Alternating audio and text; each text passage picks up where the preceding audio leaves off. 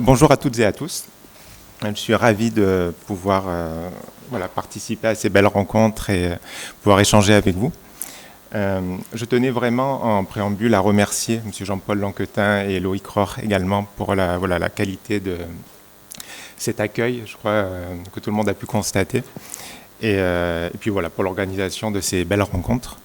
Je tenais aussi en préambule à remercier ma directrice de thèse, Madame Chantal Aymar, puisque un travail de recherche n'est jamais un travail individuel. C'est un travail qui se construit toujours dans l'altérité, dans la richesse des rencontres, des échanges. Et des moments précieux comme on le fait aujourd'hui, eh bien, ce sont ces moments qui participent aussi à la réflexion. Donc merci aussi à vous tous d'être là. Ma thématique de recherche porte sur le processus réflexif des infirmiers. Actuellement, on parle beaucoup de réflexivité. La réflexivité serait une compétence noble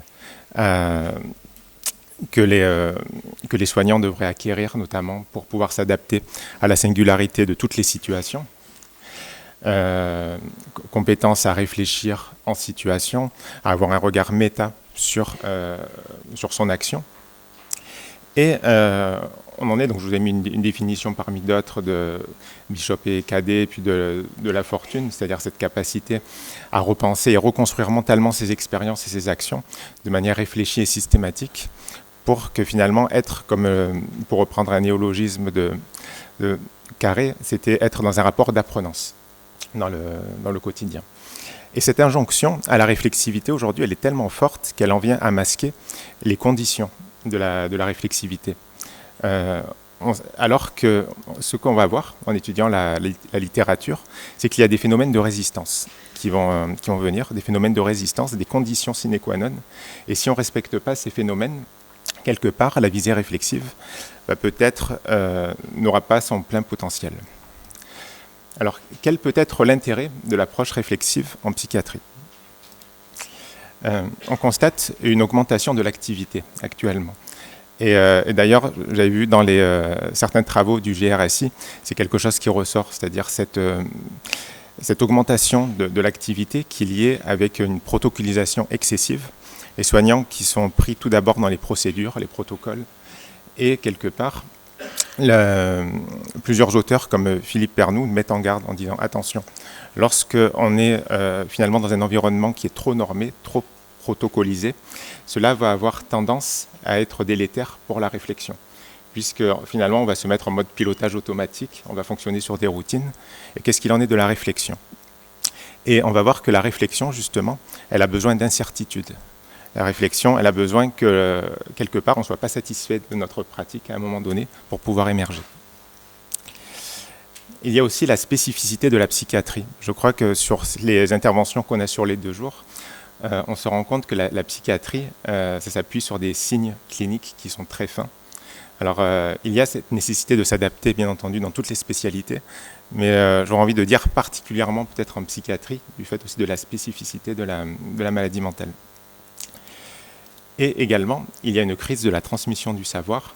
Les infirmiers de secteur psychiatrique ont beau être là, ils partent progressivement quand même à la retraite. Le turnover fait qu'on a à la fois des soignants, enfin on a des soignants de plus en plus jeunes, et on se retrouve avec des soignants jeunes qui forment d'autres soignants jeunes. Et même si les soignants le font avec la meilleure intention du monde, à un moment donné, on ne peut transmettre que ce qu'on a. Et on peut s'interroger du coup sur qu'est-ce qu'on transmet. Le questionnement de départ, c'était un constat en service de psychiatrie, que ce soit lorsque j'y travaillais comme infirmier ou en tant que cadre de santé, par rapport à certaines situations qui sont hors cadre. On se rend compte que certains soignants arrivent à s'adapter facilement à la situation, à composer pour trouver une solution adaptée, et puis d'autres semblent plus en difficulté et vont à ce moment-là être plutôt dans une réponse normée dans les habitudes. Une situation, pour moi, qui était emblématique, c'est la cigarette en unité fermée. La cigarette, pour citer Jean-Paul Lanquetin, disait dans un article en 2019, la distribution horaire des cigarettes fait partie des pratiques qui contraignent le quotidien du patient, mais aussi du soignant, qui expose le premier à l'infantilisation et à la frustration, et le second à une activité de refus. c'est-à-dire finalement un rapport de force entre le soignant et le patient. Et on se rend compte que dans une même situation donnée pour un même patient, on va avoir une variabilité de réponse. C'est-à-dire que certains soignants sauront se saisir de cette situation à un moment donné, sortir de cette relation duale, de cette confrontation, pour en faire un support de la relation thérapeutique. Pour d'autres, il y aura un respect inconditionnel du cadre, quitte à ce que le patient, à un moment donné, il clash, que ça se termine en chambre d'isolement, etc. Mais on est resté sur la norme, il était 11h55 et pas midi, donc il ne fallait pas donner la cigarette maintenant. Et la réponse systématique, aussi, les réponses qui sont plutôt dans les habitudes du service. Lorsque le patient il est comme ça, on a la procédure, on fait un entretien, rappel à la règle, on fait ça. Là-dedans, pour autant, il ne faudrait pas penser, par exemple, que le respect inconditionnel du cadre, ce n'est pas une réponse qui serait dans la réflexivité.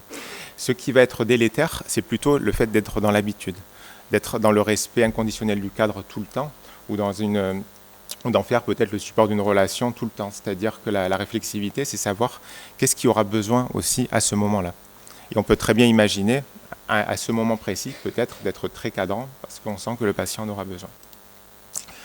Concernant la littérature, voilà, et concernant ce questionnement, que nous dit la littérature? Alors je vais vous en faire une synthèse très brève, parce que nous avons aussi des contraintes de temps.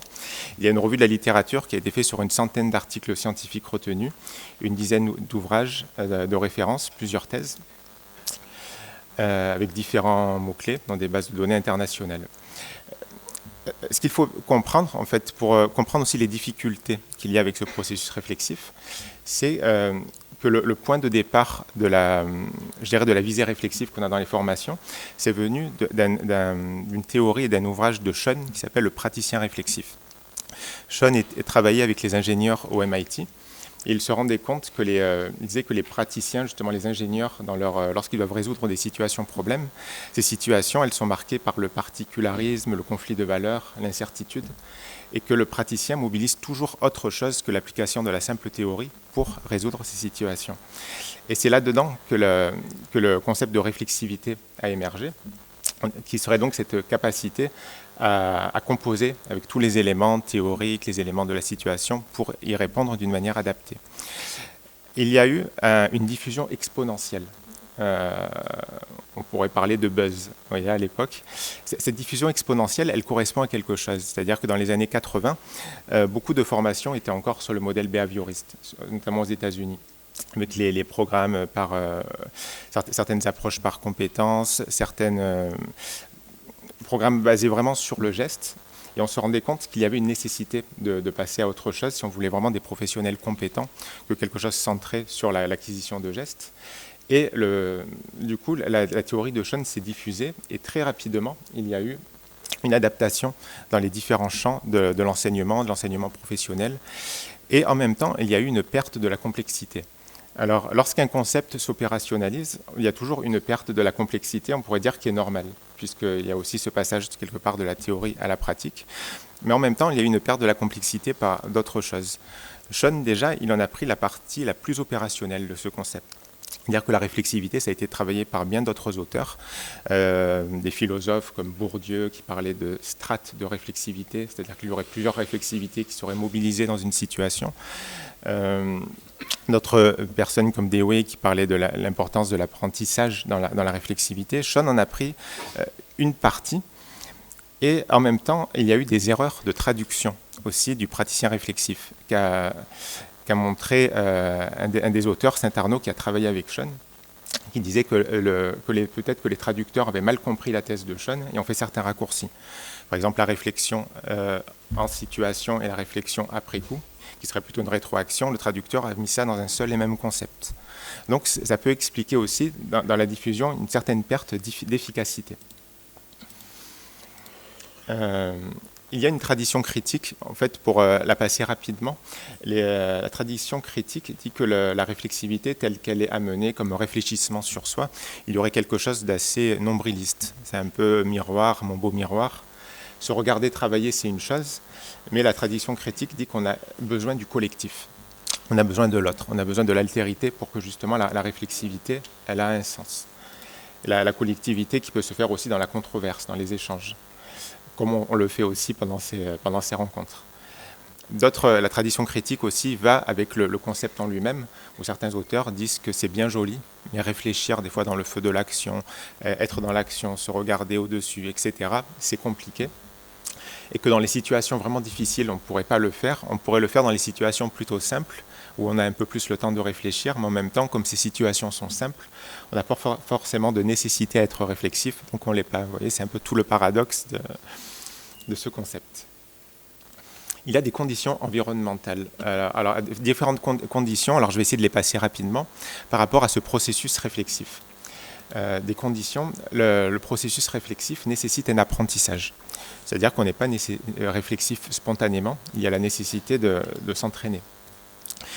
Ça nécessite également un engagement de l'apprenant. C'est-à-dire qu'un apprenant pourrait être dans un dispositif d'apprentissage, un jeune diplômé en psychiatrie, avec des infirmiers de secteur psychiatrique, une organisation apprenante, des cours qui seraient donnés, on pourrait se dire c'est le rêve, mais si la personne n'a pas envie et n'adhère pas à ce concept-là, ce ne sera pas le plus efficace. La réflexivité aussi est différente de l'expertise. Le propre de l'expert, c'est d'avoir accumulé tout un panel de situations qu'il est capable de mobiliser, tout un répertoire d'actions, et qu'il va être capable de mobiliser en situation. Mais l'expert qui ne serait pas dans une dynamique réflexive pourrait être en difficulté à un moment donné s'il est confronté à une situation qu'il n'a jamais rencontrée. La réflexivité va être vraiment dans cette adaptation. Et à dispositif égal, des résultats différents selon les apprenants. Là aussi, c'est qu'il faut sortir un peu de l'effet de fascination qu'on a par rapport au dispositif. C'est Michel Janton, qui était professeur des universités à Aix-Marseille, qui disait « Il n'y a pas à ce jour de théorie de l'apprentissage qui ne laisse derrière elle des pans entiers de questionnement ».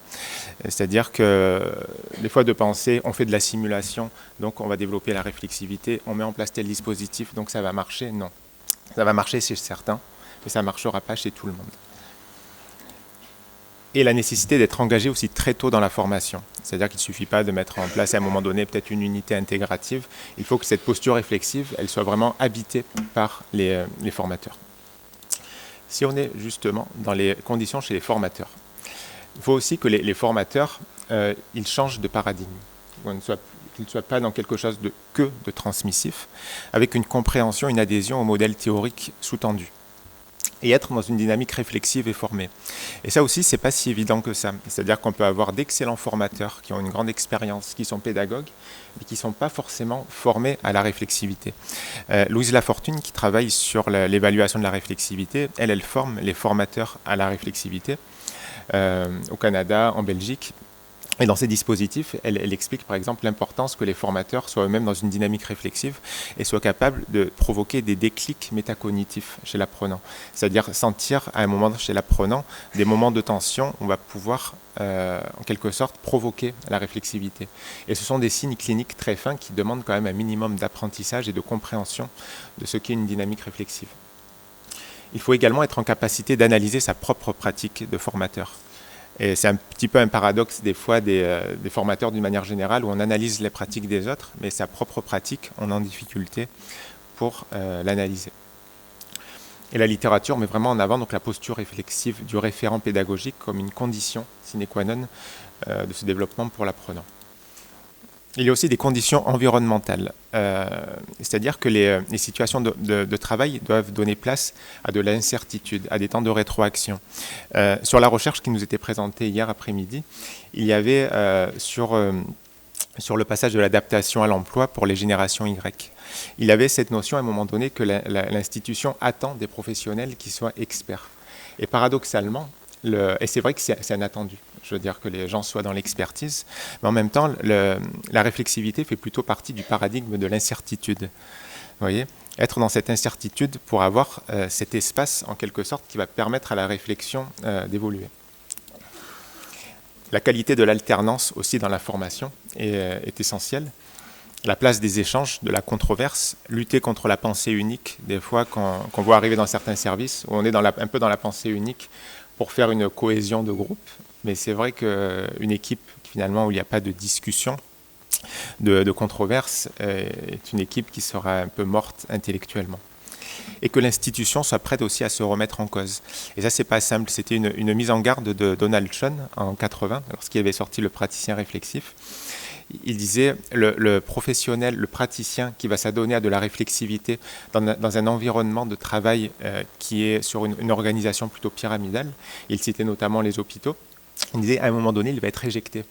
Parce que par rapport même à sa posture, il va mettre en avant en fait, toutes les routines, toutes les incohérences de l'organisation.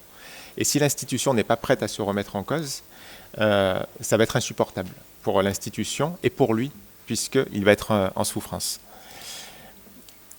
Concernant l'apprenant, donc on en a parlé un petit peu, il faut qu'il y ait aussi une compréhension, un engagement dans les dispositifs. Et ne pas être satisfait de sa pratique, puisque comme nous disait Piaget, pour qu'il y ait apprentissage, il faut aussi qu'il y ait nécessité.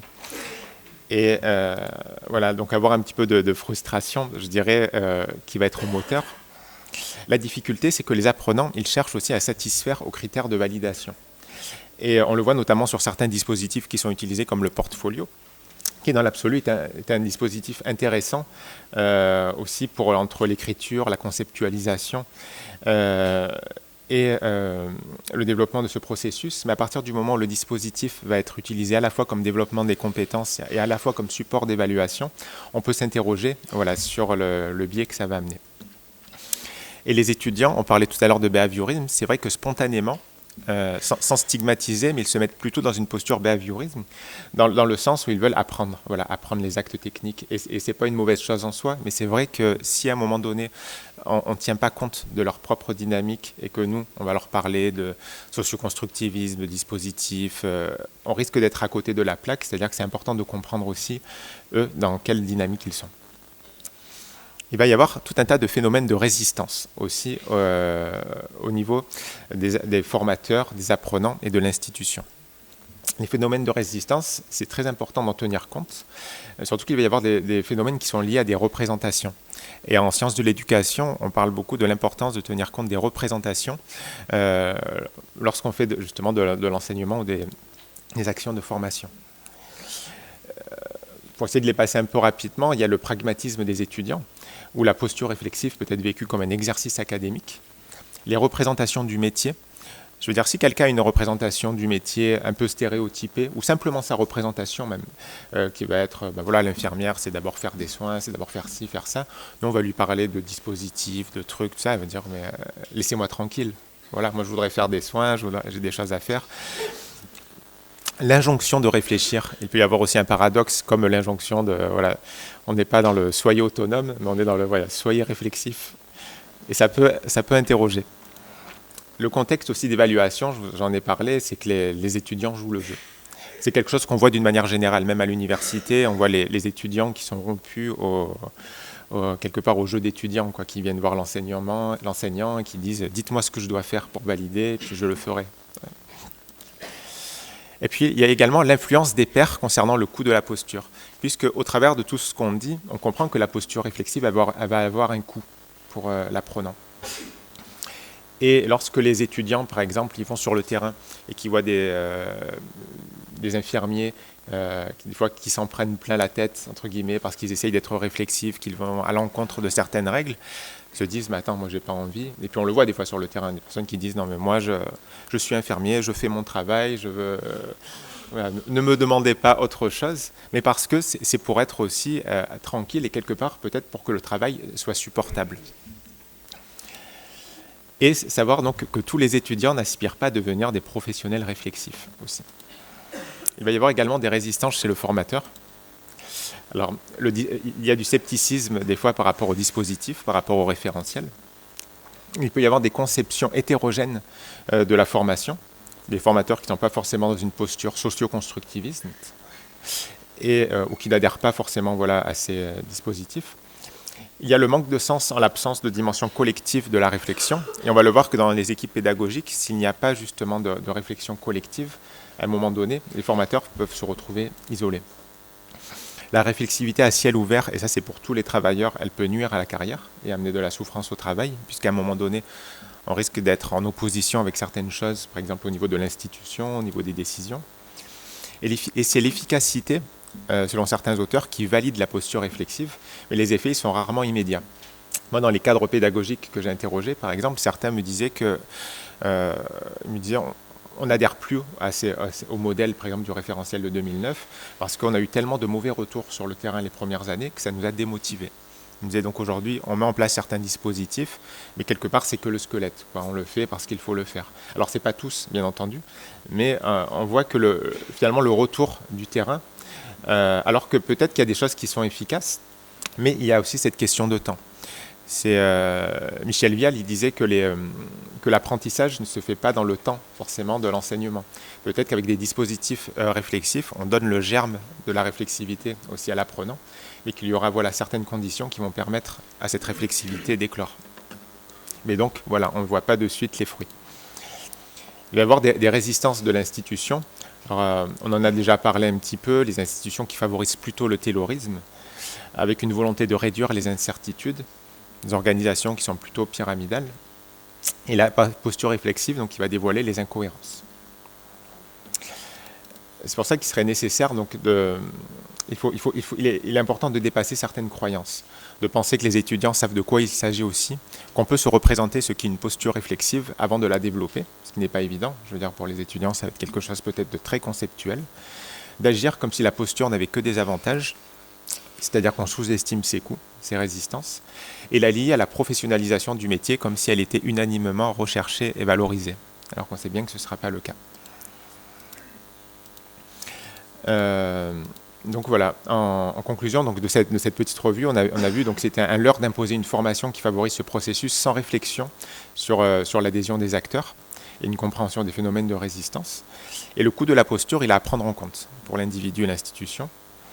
Et on voit bien que la formation des formateurs est indispensable.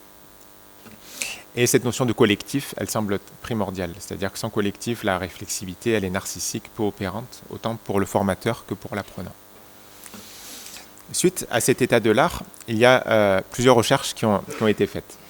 La première était un état des lieux de la réflexivité des soignants par spécialité. C'est-à-dire qu'au-delà de la visée réflexive, puisque le développement de ce processus il est sous-tendu par de multiples facteurs, c'est qu'en est-il de la réflexivité infirmière sur le terrain? Est-ce que certaines spécialités y sont plus favorables? Donc il y a un outil de recherche qui a été basé sur les travaux d'évaluation de la réflexivité qui ont été menés au Canada par l'équipe de Louise Lafortune, qui a une conception de la réflexivité structuraliste, c'est-à-dire qui peut s'évaluer, s'objectiver, se travailler. Et le principe, c'est de soumettre des situations problèmes aux soignants et d'essayer de les faire étayer leur processus de résolution pour essayer de voir dans leurs réponses des traces de réflexivité.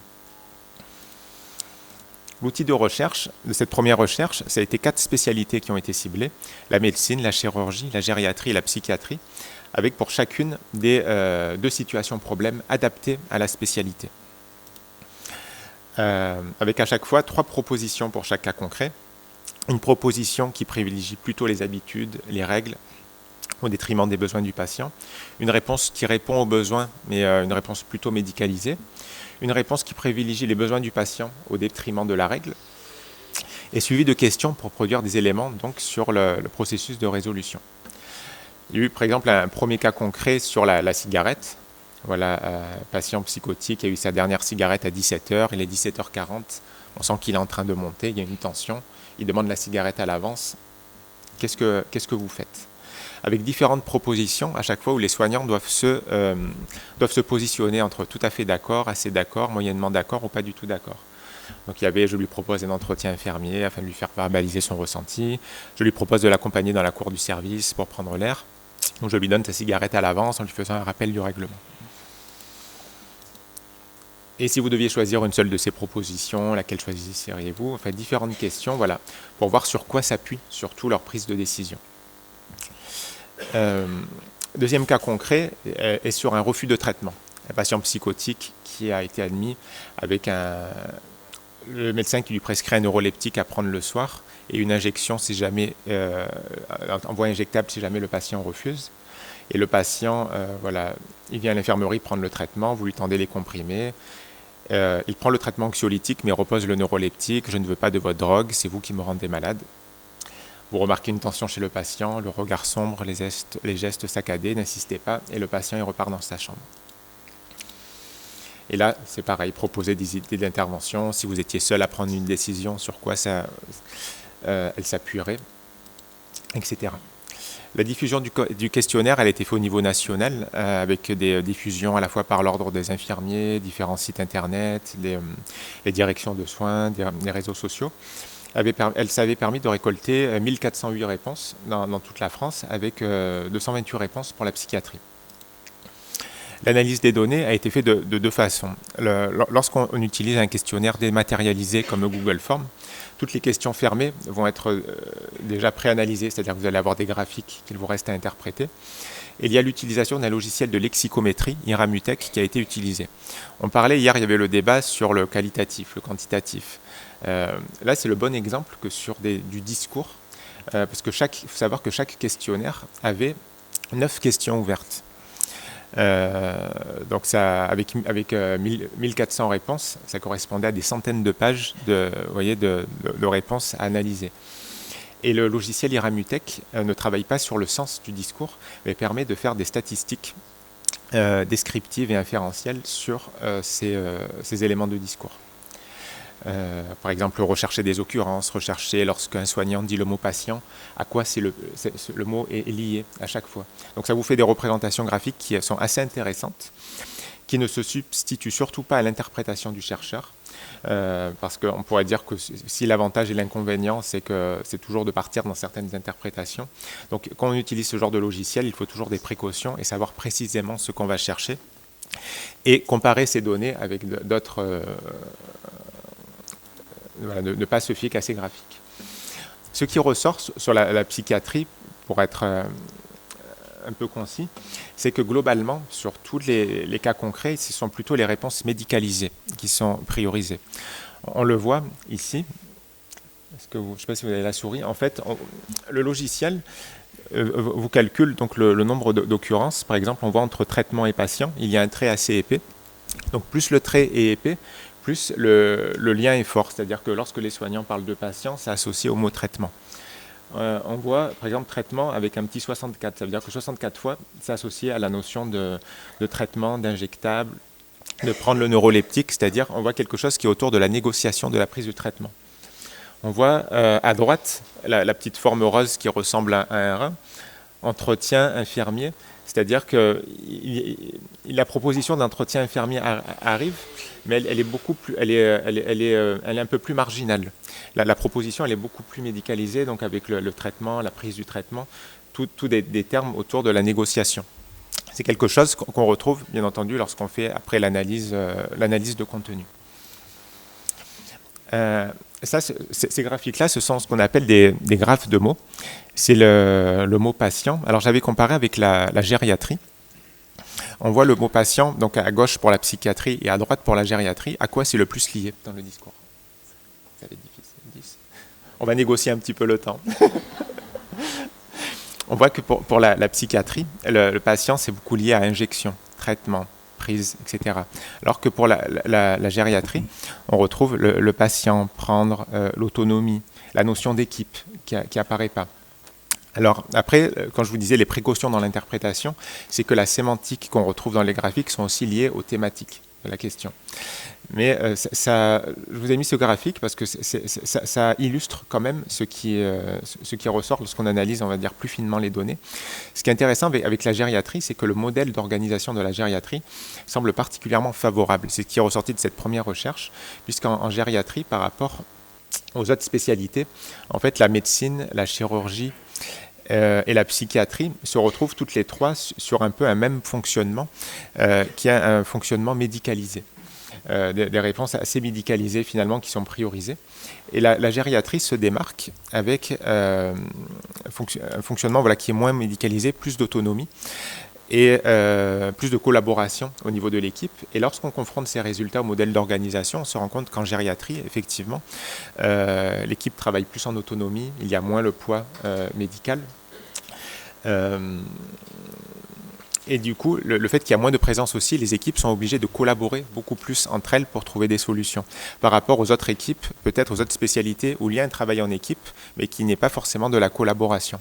C'est un résultat que je trouvais intéressant aussi par rapport au résultat d'Anne Muller sur les apprentissages informels, dans le sens où dans sa recherche, elle montrait aussi en évidence que la gériatrie était favorable aux apprentissages informels avec la psychiatrie. C'est-à-dire qu'il y aurait peut-être un modèle d'organisation dans la gériatrie dans lequel on pourrait s'inspirer. Pour passer un petit peu, puisqu'il me reste que 10 minutes. Donc là, je vous ai dit voilà, les pistes de réflexion de cette première recherche. Après, la deuxième, du coup, par rapport à ces premiers résultats, il nous semblait intéressant, en thèse, de continuer, de réaliser une étude, on va dire, plus fine de ce processus réflexif. Comprendre quelles sont les caractéristiques du processus réflexif des infirmiers en France. Déjà, comment ce processus il émerge au cours de la formation initiale, mais aussi quel est l'impact des projets pédagogiques dans l'émergence de ce processus, quelles sont les interactions entre la réflexivité des cadres formateurs et celle des étudiants. Et au niveau du passage de la formation à l'emploi, qu'est-ce qui caractérise la réflexivité des infirmiers lors du passage de la formation à l'emploi? Donc il y a eu un dispositif de recherche fait sur 4 IFSI, 2 IFSI publics, 2 IFSI privés, 2 IFSI de grande taille, 2 IFSI de plus petite taille, avec à la fois une étude du processus réflexif des étudiants infirmiers, des situations problèmes qui ont été données à résoudre aux étudiants de première année, de troisième année, et voir déjà quelle est l'évolution de ce processus au cours de la formation. Donc là, il y a 160 étudiants qui ont répondu en première année, 180 en troisième. Une étude du processus réflexif des cadres pédagogiques donc, qui ont formé ces étudiants, avec une méthodologie mixte, à la fois des entretiens, mais aussi des questionnaires, à la fois pour évaluer quelque part le rapport à la réflexivité des cadres pédagogiques, voir comment eux mettent en œuvre la visée réflexive de la formation au-delà de l'injonction du référentiel. Une analyse également lexicométrique du projet pédagogique de chaque IFSI. Et enfin, à la fin, une étude du processus réflexif aussi des infirmiers lors du passage de la formation à l'emploi. C'est-à-dire que j'avais rencontré les étudiants infirmiers lorsqu'ils étaient en troisième année. Et je les ai suivis pendant à peu près 1 an et demi, donc jusqu'aux 18 mois de prise de poste, avec des entretiens réguliers. Donc là, il y a eu une trentaine d'infirmiers pour lesquels j'ai fait environ 2 entretiens, ça fait une 60aine d'entretiens, pour essayer de voir cette réflexivité concrètement, comment elle se développe au contact des interactions. Je vais passer directement sur les... peut-être sur les... Sur les... C'est pour ça. On s'adapte aussi, hein, c'est le direct. Voilà, ça c'était le type de journal de bord que j'avais donné par exemple aux étudiants infirmiers. On va passer sur les principaux résultats. Alors, il faut savoir que l'analyse des données, actuellement, elle est en cours. Là, ce que je vais vous présenter, c'est, on va dire, les principaux résultats qui sont saillants, qui ressortent. Qui sera tout aussi intéressant, c'est si vous, par rapport à cette présentation, vous voyez des variables qui vous sembleraient intéressantes d'explorer, mais que vous m'en fassiez part. Il ressort déjà chez les étudiants infirmiers une homogénéité dans le processus de résolution des situations problèmes pendant la formation. Surtout entre la première et la troisième année. C'est-à-dire qu'entre les 4 IFSI, globalement, on trouve les mêmes réponses. Par contre, les réponses extrêmes, c'est-à-dire les réponses qui seraient que sécuritaires ou les réponses qui seraient hors cadre pour s'adapter vraiment aux patients, quitte à composer avec la règle, elles diminuent pas mal entre la première et la troisième année. C'est-à-dire qu'il y a déjà un effet de normalisation qu'on retrouve dans les interventions. Alors, est-ce que c'est l'impact des stages, la prise en compte de la réalité du terrain, déjà une interaction entre la réflexivité des gens sur le terrain et puis la leur? Concernant les cadres pédagogiques, il y a par contre une hétérogénéité du rapport à la réflexivité chez eux, déjà dans la compréhension du processus. Des phénomènes de résistance face à certains, de démotivation. Il y a une différence intéressante dans la résolution de situations problèmes. Les cadres pédagogiques, il leur a été donné 2 situations problèmes à résoudre. Des situations d'étudiants, une étudiante qui parle à voix haute dans le couloir à un moment donné d'un patient, et puis le cadre pédagogique arrive à ce moment-là pour faire la visite de l'étudiante. Et puis une autre situation aussi, des situations toujours un peu borderline, d'un étudiant qui a oublié de remettre la barrière à un patient. Le patient s'est levé pour aller aux toilettes, il n'y a pas eu d'accident, mais il y a quand même une discussion à un moment donné sur la gravité de ça, parce qu'il y a quand même eu un oubli, il y avait un risque. Et on se rend compte que les cadres pédagogiques, en fait, qui sont... alors là, je ne vais pas parler de réflexivité, mais je vais parler peut-être de jeunesse dans la formation, d'ancienneté. On se rend compte que plus les cadres sont... on va dire, ont peu d'expérience au niveau pédagogie, plus leur évaluation de la gravité est importante de ces situations et les réponses seraient normées. C'est-à-dire que les cadres les plus jeunes disent oui, c'est un problème, cette faute-là, elle est grave, il faudrait faire quelque chose par rapport à cet étudiant, prendre des sanctions, etc. Plus les cadres pédagogiques ont de l'ancienneté, plus et ils ont besoin de contextualisation. Jusqu'à des cadres qui avaient beaucoup d'ancienneté et qui me semblaient dans une dynamique réflexive, qui me disaient je ne peux pas répondre à votre situation parce que je n'ai pas assez d'éléments. Il faudrait vraiment avoir tous les éléments. Je trouvais ça intéressant comme résultat. Tous les cadres sont formés à l'analyse de pratique, mais en revanche, il n'y a pas de dispositif qui leur permet d'analyser leurs propres pratiques. Mais les cadres trouvent des stratégies, notamment des échanges informels entre eux, pour les analyser. Il y a quelque chose qui ressort entre la taille croissante des IFSI. C'est-à-dire que la taille croissante des IFSI, elle serait corrélée avec la capacité à travailler la posture réflexive des jeunes infirmiers, dans le sens où lorsque les IFSI sont très grands, avec des promotions de 160, 200, les cadres connaissent moins les étudiants, il y a un peu moins d'individualisation du travail. C'est un résultat qui ressort également sur le terrain, on va le voir. Au niveau des projets pédagogiques, ce qui est intéressant, c'est de voir que alors là, ça a été fait sur 4 projets pédagogiques. Il faudrait donc les résultats sont à prendre pour ce qu'ils sont. Mais globalement, en fait, sur les petits IFSI, les projets pédagogiques font beaucoup le lien entre l'étudiant et le stage, avec un dispositif vraiment d'alternance qui est très mis en avant. Là, on le voit avec un lien très fort étudiant-stage, le formateur référent qui se déplace sur le terrain de stage. Alors que sur les grands IFSI, on ne parle pas d'étudiants mais de professionnels, et l'étudiant ou le futur professionnel est plutôt au centre de tout un maillage de dispositifs. Il y a moins ce lien avec le terrain, mais plus un lien avec le travail sur des situations problèmes, le travail sur des dispositifs, etc. Chez les infirmiers, lors de la prise de poste, et ce sera la dernière... il y a le choc de la réalité, le sentiment de décalage théorie-pratique qui est très fort, avec des interactions entre les émotions et la réflexion, sachant que les émotions globalement sont quand même stimulantes. Ils décrivent que la formation elle apporte des bases, mais que c'est quand même la confrontation aux situations qui reste essentielle. Le travail en équipe est une variable favorable au développement de ce dispositif, de ce processus réflexif.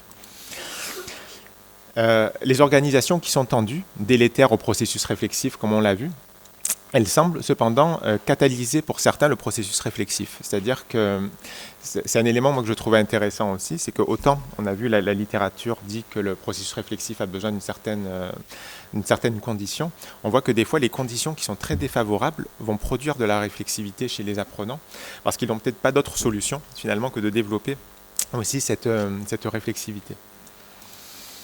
On a vu, en fait, sur les situations problèmes, qu'en formation, il y avait une certaine homogénéité par rapport à la résolution de situations problèmes. Ce qui ressort, c'est que les soignants qui sortent des petits IFSI de cette étude arrivent plus rapidement à s'adapter au contexte, arriveraient plus facilement à développer le processus réflexif, alors que ceux qui sortent des grands IFSI semblent un petit peu plus en difficulté. Mais lorsqu'on voit l'évolution sur plusieurs mois, l'écart se resserre. C'est-à-dire que les jeunes professionnels, finalement, qui au début semblent assez favorables, qui arrivent assez facilement à mobiliser ce processus, finalement, la courbe aurait tendance à un moment donné à stagner un petit peu, et les autres qui sont plus en difficulté, finalement, arrivent à peu près à les rejoindre. Donc c'est surtout une aide finalement sur les premiers moments de la prise de poste. Il faut savoir que les jeunes infirmiers choisissent préférentiellement le lieu du stage pré-professionnel aussi en premier poste, ce qui est facilitant. Ils cherchent des stratégies aussi pour analyser leurs pratiques. Au début, cette analyse de pratique se fait plutôt en dehors du service. Ils réfléchissent à ce qu'ils ont fait dans la journée, dans la voiture, parce qu'ils n'ont pas le temps vraiment sur le terrain. Et petit à petit, ce temps revient finalement sur le terrain du soin, où ils arrivent après petit à petit en travaillant à avoir ces moments. Toujours le temps, n'est-ce pas? Et il y a quand même la nécessité de plusieurs mois avant de pouvoir de sortir la tête de l'eau. Et moi, je l'ai vu d'ailleurs, puisque sur les 6 premiers mois de la prise de poste, il y avait 95% d'entre eux qui étaient incapables ne serait-ce que de répondre justement à cette recherche, malgré leur engagement. Les limites, c'est que forcément, il n'y a que des soignants volontaires pour participer à cette recherche, mais c'était difficile de faire autrement. Je ne vous en ai pas parlé, mais j'ai quand même réussi à avoir 8 soignants qui n'avaient pas été du coup volontaires pour participer, auxquels j'ai fait passer des questionnaires à 1 an et demi pour évaluer leur réflexivité. L'idée, c'était de voir aussi si la méthode de recueil de données ne favorise pas finalement de l'analyse de pratique et n'est pas un biais dans l'étude. Sur les premiers résultats, non, mais voilà, c'était toujours un risque. Et puis c'est une recherche qui est multicentrique, mais à une échelle régionale. Dans les conclusions et pistes de réflexion, on voit qu'il y avait un véritable enjeu pour la qualité des soins de comprendre la réalité de ce processus, sa construction, les conditions de son maintien, mais aussi les phénomènes de résistance. Il y a des pistes de réflexion sur la formation, la nécessité de retravailler l'adhésion des formateurs, leur propre formation aussi, réinstituer des espaces d'échange sur les pratiques. Et concernant les difficultés que rencontrent les soignants en psychiatrie, de réinstaurer justement la dimension clinique par un travail d'équipe, et travailler la dynamique aussi des soignants pour qu'ils y adhèrent, puisque ce n'est pas simplement leur donner la possibilité d'avoir ces dispositifs, c'est qu'eux aussi aient envie d'adhérer, et il y aurait peut-être quelque chose là à initier en formation. Et enfin, de favoriser donc les temps d'échange, de controverse sur les pratiques au sein des institutions de soins, qui est une condition fondamentale. Je vous remercie de votre attention.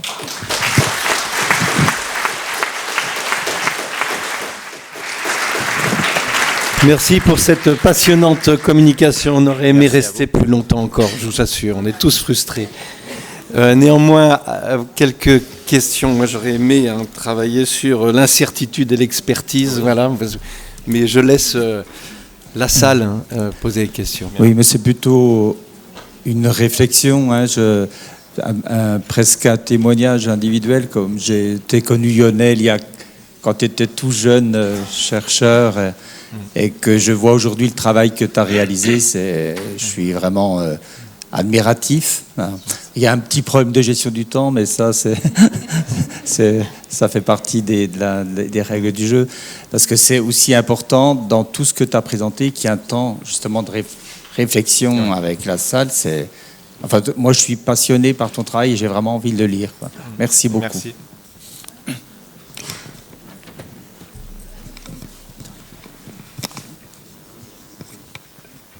Oui, simplement, c'est juste apporter aussi un écho un peu à ton travail, Lionel.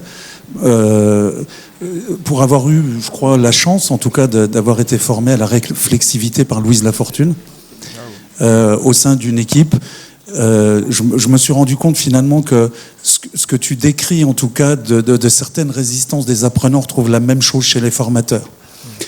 Et que c'est effectivement un vrai travail. C'est-à-dire que peut-être qu'il y a quelque chose d'un peu paradoxal, si je peux m'exprimer ainsi, c'est-à-dire que peut-être l'endroit, en tout cas, pour avoir travaillé en plus dans 2 IFSI différents, avec 2 cultures différentes, en fait peut-être l'endroit où peut-être j'ai eu le moins de réflexivité entre formateurs, ou en tout cas dans une équipe, c'est au sein des IFSI dans lesquels j'ai travaillé.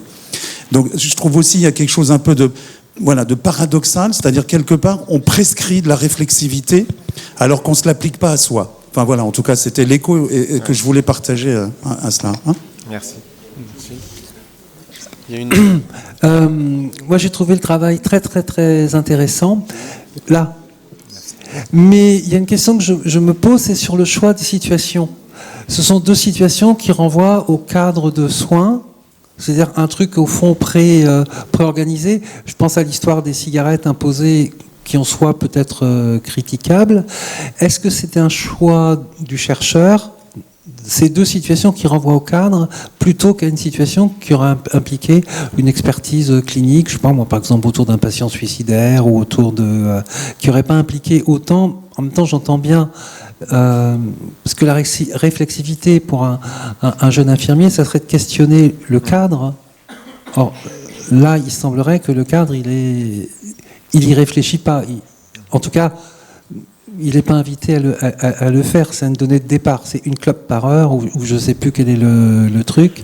Donc, est-ce que c'est un choix que tu as fait parce que tu voulais aussi mesurer comme une adhésion aux règles de l'équipe, ou c'est comme ça? Alors, c'est une bonne question. C'était un choix dans le sens déjà de présenter des situations aussi qu'ils vont vivre. C'est-à-dire, c'était cette question de la cigarette, par exemple. C'est une situation qu'on vit tous, je crois, en psychiatrie, et auquel les jeunes soignants sont confrontés, comme cette situation finalement du refus, à un moment donné, du traitement. Donc il y avait d'abord ce choix de prendre des situations qui va leur parler, qui va leur parler pour chaque spécialité. Et ensuite, c'est vrai, il y a un peu, on les tente un petit peu avec cette dimension du respect du cadre, mais en même temps, voir, c'était un peu le choix aussi de voir quelle était leur capacité de sortir peut-être d'une réponse normée. Donc à la fois qu'il y ait peut-être ce choix d'être dans le cadre, et puis finalement qu'on donne aussi dans les propositions qu'on leur donne. En sachant que c'est pas que le choix. Ce que je disais tout à l'heure, c'est vrai que ça pourrait être un peu réducteur de dire on est dans le cadre, donc on n'est pas très réflexif, on sort du cadre, donc on est réflexif. Non, parce qu'on peut encore une fois être réflexif en étant dans le cadre. Donc il y avait quand même cette première tendance qu'on voulait voir entre être très normatif ou pas, mais ensuite confronter ça par rapport aussi à les faire étayer en fait sur leur processus, c'est-à-dire quel sens ils donnent à ça. C'était pour ça. Oui, merci de votre Philippe, présentation. J'aurais quelques réflexions comme élément extérieur potentiellement influençant la réflexivité dans le mode de la formation. Il y a la simulation haute fidélité. Est-ce que, vous avez regardé les IFSI qui utilisaient effectivement plus la simulation haute fidélité ou moyenne fidélité avec les comédiens, où l'interaction avec le debriefing de Pearl permet justement cette réflexivité? Donc il y avait des éléments. Deuxièmement, il y a les générations H qui arrivent avec un rapport au savoir qui est totalement différent que ce que nous connaissons aujourd'hui, par rapport à ça. Et puis il y a la révolution numérique, où moi je commence à travailler avec des robots maintenant et des étudiants. Donc est-ce que effectivement tout ce mélange, aujourd'hui, de nouveaux environnements pédagogiques qui se créent au niveau international n'interpelle pas cette réflexivité? Et puis, vous disiez, on est dans des modèles socio-constructivistes, mais on s'est rendu compte que les étudiants de troisième année qui nous arrivaient des fois en atelier ne savaient plus perfuser, ne savaient plus prendre une pression artérielle normalement. Donc on est revenu à du behavioral première ligne avec du drill, parce qu'on s'était rendu compte que même si depuis la première année la réflexivité était au sein de nos préoccupations, il y avait à un moment donné des aspects techniques du soin dont la sécurité n'était pas garantie, parce qu'il n'y avait pas un drill qui avait été fait à un moment donné pour permettre de valider, le bon comportement ou la bonne méthode par rapport à un référentiel. Merci. Par rapport juste à ce que vous dites, alors c'est vrai que sur la simulation, alors il y a des inégalités dans les IFSI en fonction de toute façon de leurs moyens aussi. Après, c'est vrai que nous, ce que nous rappellent les sciences de l'éducation, c'est ce que disait Marcel Lebrun notamment. Il disait que lorsqu'on utilise dans une situation d'apprentissage médiatique, que ce soit de la simulation ou autre, les améliorations constatées sont rarement imputables aux seuls médias utilisés. C'est-à-dire qu'on peut faire de la simulation haute fidélité.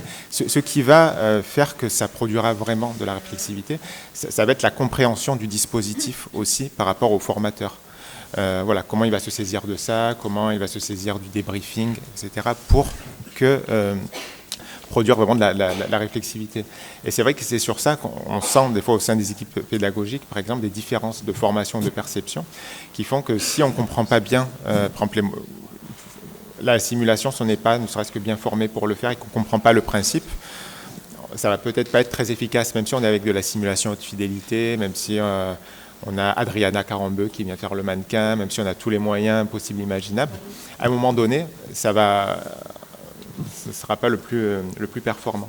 Et pareil, du coup, pour tous les outils, c'est vrai que vous parliez de tous les outils numériques, ce sera toujours comment on les utilise à un moment donné, quel sens on donne pour ne pas être finalement que sur un effet de fascination de ces outils. Mais concrètement, quel sens on leur donne au niveau pédagogique. Dernière question. Une dernière question rapide ici. Bonjour, je suis Camille, infirmière dans le Pyrénées-Orientales.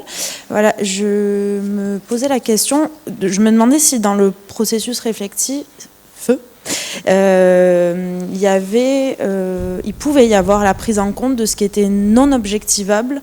Par exemple, dans les questions que vous avez posées là pour l'enquête, la question de, alors je vais mettre le gros mot instinct dedans, qui me semble non objectivable par les soignants dans leur réponse, et qui pour autant est une réponse qui est souvent donnée dans la résolution de problèmes ou dans la résolution de questions en équipe en fait.